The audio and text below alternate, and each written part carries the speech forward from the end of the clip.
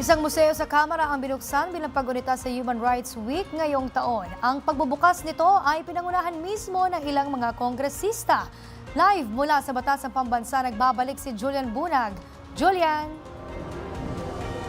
Princess, opisyal na nga binuksan dito sa Kamara ang Paghilom Mobile Museum na isang advokasya para sa mga naging biktima ng extrajudicial killings sa bansa.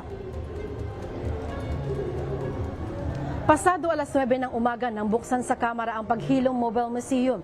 Ang aktibidad na ito ay inorganisa ng AJ Kalinga Foundation Incorporation.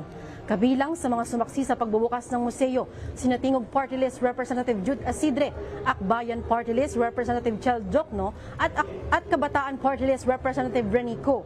Ayon kay Father Flavie Villanueva, ang pagbubukas na ito ng museo ay hindi layong sariwain ang sugat ng mga naulilang biktima, bagkus ay paalala para hindi na maulit ang ganitong gawain sa bansa. Places were built, tulad ng binanggit ni Kong Jude, they were built to send a message.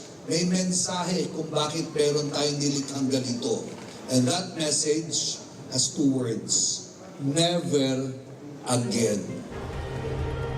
Ang Paghilom Mobile Museum ay isang maliit pero masinsin at makabuluhang traveling museum na inilaan para sa national awareness sa pamamagitan ng mga totoong kwento ng pagkawala, trauma, paglaban at paghilom.